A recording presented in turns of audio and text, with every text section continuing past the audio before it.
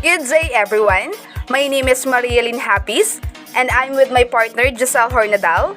And today, we will discuss about the three social science theories and their implications to education. Let's have the intended learning outcome. At the end of the chapter, the students must be able to explain three social science theories and their implications to education. Sociologists today employ three primary theoretical perspectives. The first one is the functionalist perspective, the second one is the conflict perspective, and the next one the symbolic interactionalist perspective. These perspectives offer sociologists theoretical paradigms for explaining how society influences people and how people influence society. Each perspective uniquely conceptualizes society, social forces, and human behavior. And now we will be having a song entitled Them Bones. Them bones, them bones, them dry bones, them bones, them bones, them dry bones, them bones, them bones, them dry bones. Now shake them skeleton bones.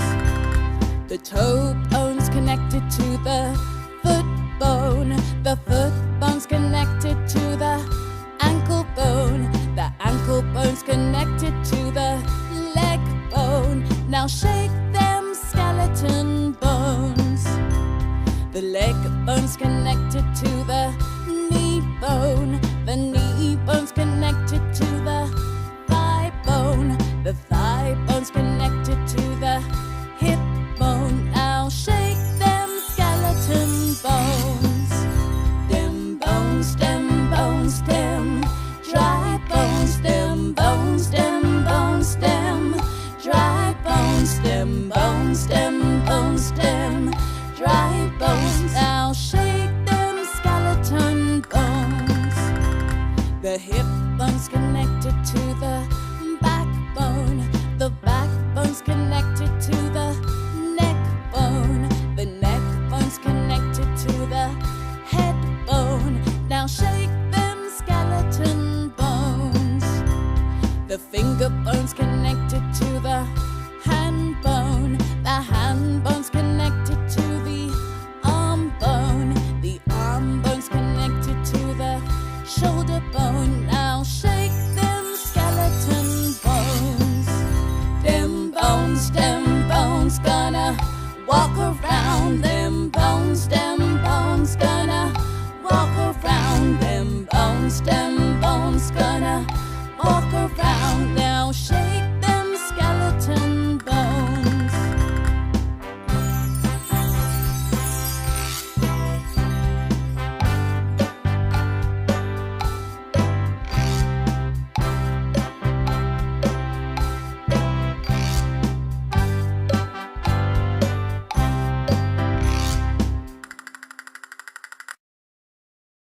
According to the song, what are connected? So according to the song, the bones are connected with each other. What do you expect if these bones are connected? If these bones are connected to each other, the whole body will function well and they will have the unity to work the specific task. Does malfunctioning of one bone affect the other bone? Yes, it would affect the other bone. And if malfunction happens, or if one part of the body does not do its part, then the whole body would be affected and the assigned task cannot be performed and done. The Them Bones song introduces us to one of the three social theories we shall learn in this chapter. The first one is the functionalist theory or the structural functional theory. Herbert Spencer, the proponent of structural functional, views society as a system of interconnected parts, each with a unique function. The parts have to work together for stability and balance of society.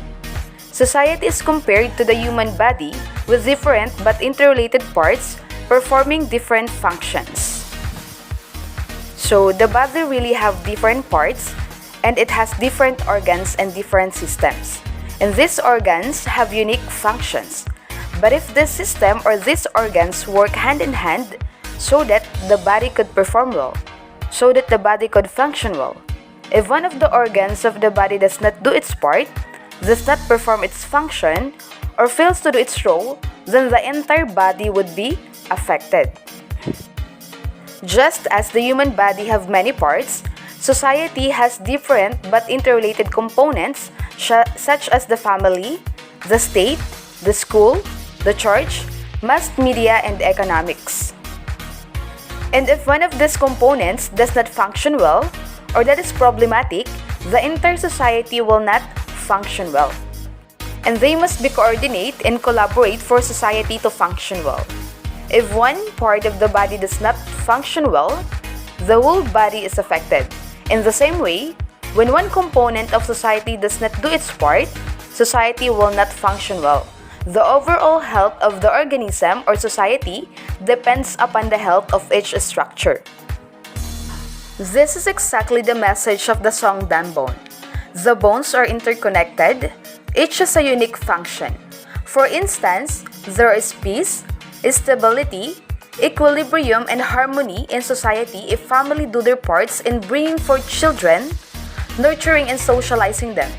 If education or schools effectively transmit knowledge, skills, and values, if politics governs citizens well, if economics take care of food production, distribution of goods and services, and if religion strengthens the moral fiber of the member of society, failure of one social institution to do its part means disruption of stability in society. For example, the rise of single-parent and dual-earners family means families have less time or sometimes no more time left for the supervision of children and their homework, which may result to an increase of non-performing students in school. If all these components would work hand in hand for this particular kid, eventually the child would become a human asset of the society. But if you know that something happens, like if the home does not perform its job, the teacher fails to do its job, the school does not perform its job at the same time, then eventually this kid will become a problem in the school or a problem in the particular society.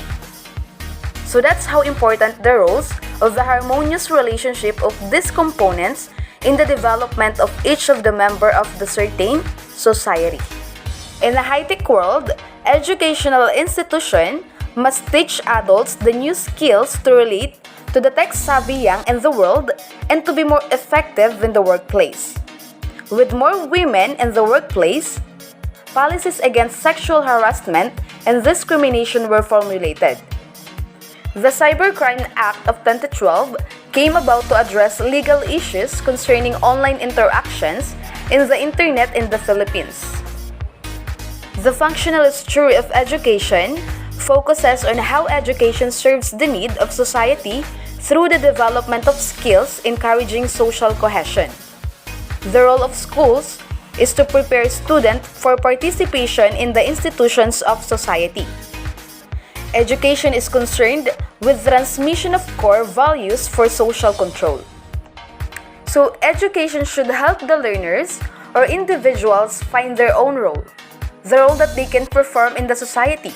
And at the same time, education is there for transmission of core values and social control. Our education must be there to help everyone in the society to adopt values and to adopt behavior that will contribute to social control. And at the same time, education brings people from different backgrounds. So it means that education should make sure that even those people come from different backgrounds or have different economic status, have different ethnicity, then education must be there to make sure that no matter how different those people are, they should be united so that they might be able to come up with stability and balance in their own society. And functionalist theory is focused on social stability and solidarity. Functionalists see education as a beneficial contribution to an ordered society. Functionalism does not encourage people to take an active role in changing their social environment, even when such change may benefit them. Instead, Functionalism sees active social change as undesirable because the various parts of society will compensate naturally for any problems that may arise. For example, schools can compensate for the lack of time and the lack of parental advice from home. And we have 4 purposes of schooling according to functionalists. The purposes of schooling according to the functionalist theory are: the first one is the intellectual purposes. It is the acquisition of cognitive skills and inquiry skills, in which the teacher should teach basic cognitive skills such as reading, writing, and mathematics to transmit specific knowledge and to help students acquire higher order thinking skills. It means that the learners acquire cognitive skills and inquiry skills inside a school. The learners acquire the basic knowledge and skills in that particular school that is necessary for him or her to survive in that particular society. Everything makes this child be informed, intellectually equipped, knowledgeable not only about the subject matters or subject area, but also about life. All those things must be done or must be given by the particular school. The second one is the political purposes.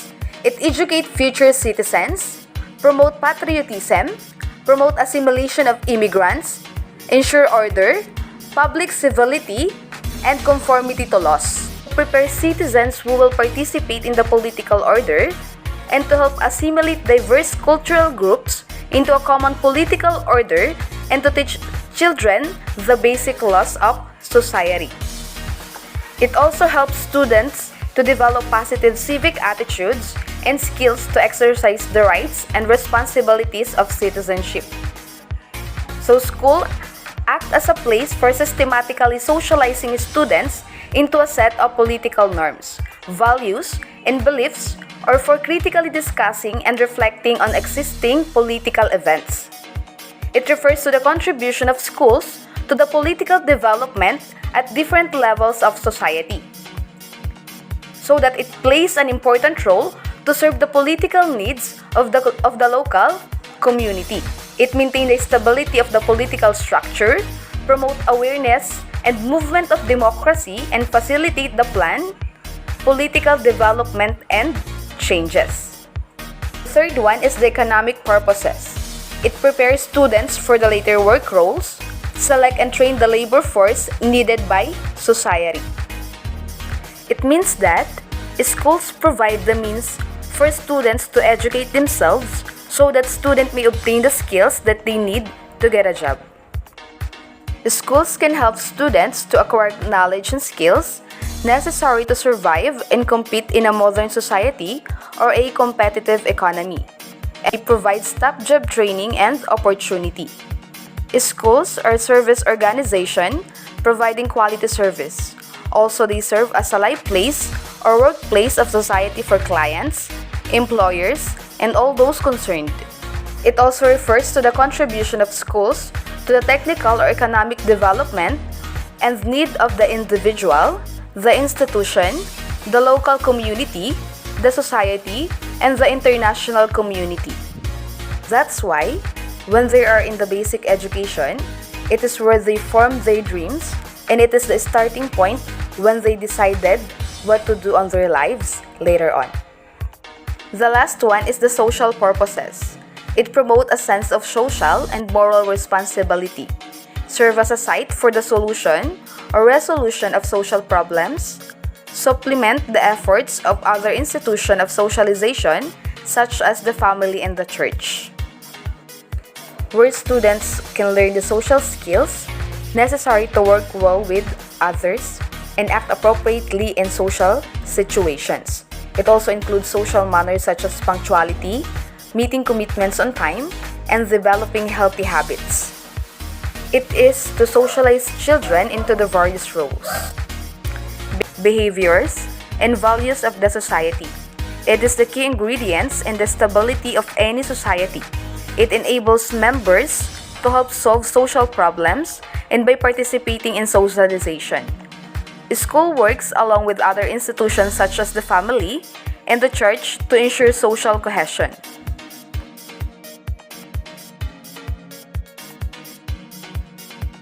An examination of the present curricula in basic and in tertiary education shows that these four functions are given attention to.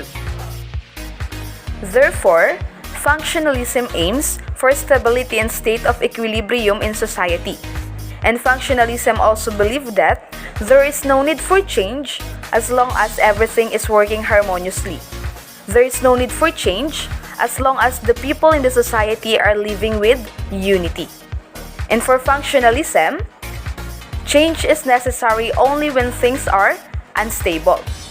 So, if things and people, or everyone does his or her job, and all components of the society perform their job very well, then there is no need for change. That is according to the functionalists. So, in a school, if you become a teacher, and if you're a functionalist, then you would believe that as long as everything is good in the classroom, as long as everyone can understand whatever you are taught to them, and they follow the rules and regulations, then you as a teacher will never think of a change in the classroom or in a school. Now, let's move on to the conflict theory. According to this theory, there are always two opposing sides in a conflict situation. People take sides between maintaining the status quo and introducing change, then arrive at an agreement. As conflict theory believes that there are always two opposing sides. There are always two sides of the coin. There's always two sides of the certain story. So as long as that there are people who would want to change their status in school, then conflict will always be there. Now, conflict theories welcome theories, for that is the way of establishing new society. This is right. If you want to create a new society, then you must be open for change. If you want to come up with a better society, or maybe a better version of yourself, then you will welcome conflict. You will welcome change. Conflict theorists find potential conflict between any groups where inequality exists: racial, gender, religious, political, economic, and so on. Conflict theorists note that an equal group usually have conflicting values and agendas, causing them to compete against one another. This constant competition between groups forms the basis for the ever-changing nature of society. Conflict theorists find potential conflicts between any groups where inequality exists, like racial discrimination, gender inequality, religious beliefs, political agenda, and economic perspective. So as long as there is an inequality, there will be a conflict. As long as there is a division between the rich and the poor, white and black people, then conflict is always be there. And that is according to conflict. How proponents of conflict theory regard education. According to the conflict theory, education is not truly a social benefit or opportunity as seen by the functionalists. Rather, education is a powerful means of maintaining power structures and creating a docile workforce for capitalism. So the purpose of education is to maintain social inequality and to preserve the power of those who dominate society and teach those in the working class to accept their position as a lower class worker of society.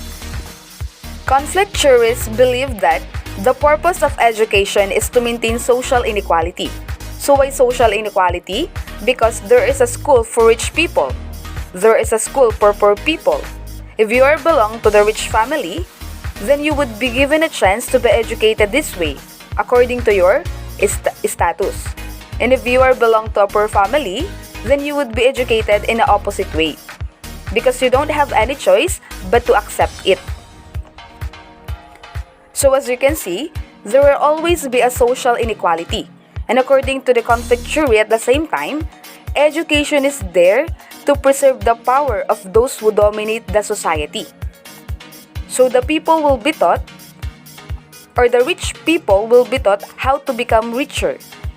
And the powerful will be taught how to maintain their power, and those who are in the position will be taught how to take good care of their position. And at the same time, how to dominate the society whenever they want. Conflict theorists call this the hidden curriculum. So why hidden curriculum?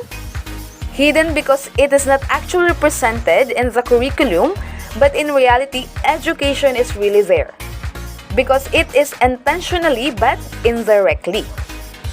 So it socializes young people to be obedient, to conform with the law. And to tells them that these are the roles that they can play in the society. That is why, like what I said, the purpose is to maintain the social inequality and to teach those in the working class to accept their position as lower class worker of a certain society. Because in school, those who are rich being taught this way, and the poor one will teach the other way around. Because in reality, the education we receive here in the Philippines is not universal. The education that we receive is actually based on our intellectual capacity. So if you think that you're not capable of coming up with this particular course, then you just need to take the other course. And instead of working in a white-collar job, you are proposing yourself to work in the blue-collar job because that is the kind of education you receive. So that's how inequality would exist because of education. Functionalists disagree strongly. They assert that if a school teaches adherence to policies, obedience to rules, respect for person including authorities, punctuality and honesty, civil rights, it is because they are the very principle there to a democratic way of life. It is not because they want to make the workers remain docile, unquestioning and subservient forever while those in power remain in power. Symbolic interactionism perspective. Unlike the functionalist and conflict theory that views society from the macro perspective, the symbolic interactionism perspective views the society from the micro level. Symbolic interactionism perspective sees the society as a product of everyday interactions of people doing things together. Herbert Spencer proposed 3 tenets to explain symbolic interactionism. His first tenet was that an individual's action depends on meaning. So, we act towards people or things based on the meaning we interpret them. The second tenet was that different people may give different meanings to the same thing. So it stated that the meanings are the result of interaction of people. Just to give you an example, when teachers are strict, some students see it as an expression of care. Others may rebel because they perceive teachers' behaviors as limiting their moves and desires. The third tenet was that meanings change as individuals interact with one another. Therefore, meanings can change slightly or dramatically or even stay the same. For example, 40 years later, that person may not longer see teddy bear as a symbol of comfort, but instead as a symbol of childhood. Let's move on to the implication to teaching. Therefore, the reality is that if we're aware of the way we interact with symbol and the fact that symbol is polysemous, it means that symbol have multiple meanings associated with that. Let us use positive symbols in the form of gestures, words, actions, and appearances to express our trust, belief in our students' ability, and affirmation of their being. In fact, our belief in our students also has positive effect in us. We find ourselves more prepared in class, more caring, and truly professional. The symbolic interactionist perspective, also known as symbolic interactionism, directs sociologists to consider the symbols and details of everyday life, what these symbols mean, and how people interact with each other. According to the symbolic interactionist perspective, people attach meanings to symbols and then they act according to their subjective interpretation to this symbol. Language is a predominant symbol among people. Verbal conversations in which spoken words serve as the predominant symbols make this subjective interpretation especially evident. Just like in communication, there is always a sender and a receiver. To ensure effective communication, the interpretation of a symbol should be the same for both the sender and the receiver. In other terms, words are not static things. They require intention and interpretation. Faulty communication can result from differences in perception of the same events and symbols. Just to give you an instance, while you are in a relationship and you look at your symbol as something expressing your love and care, your partner may have not understood it that way at all. Because the fact that there is symbol but not everyone have the same interpretation of that symbol. Let's move on to the weakness of symbolic interaction theory. In other words, symbolic interactionists may miss the larger issues of society by focusing too closely on the trees or by restricting themselves to small or individual interactions. So let's move on to the purpose of schooling to the functionalist theory.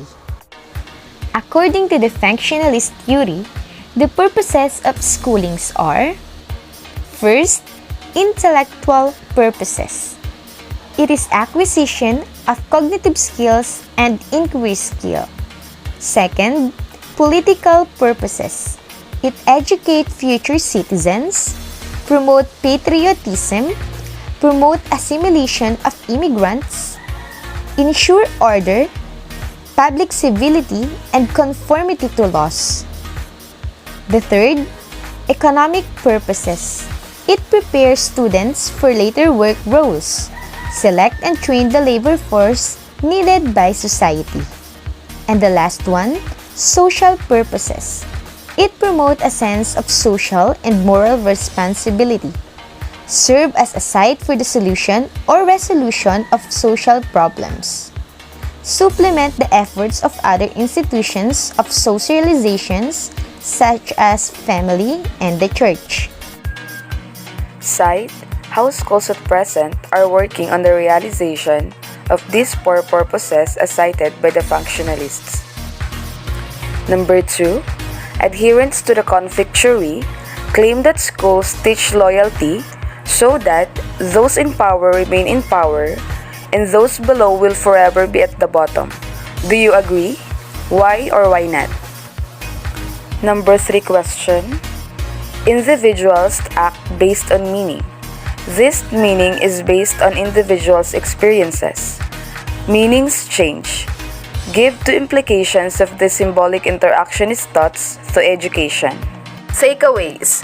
Functionalism is a theory of society that focuses on the structures that create the society and on how the society is able to remain stable.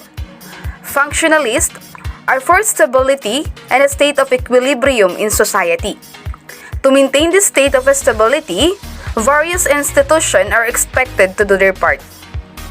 For the functionalist, change is necessary only when the things get unstable. Conflict theory welcomes conflict, for conflict paves the ways to change, to the establishment of a new society. Symbolic interactionist theory is focused on individuals who act based on meaning, which is based on the individual experience. These meanings are not permanent.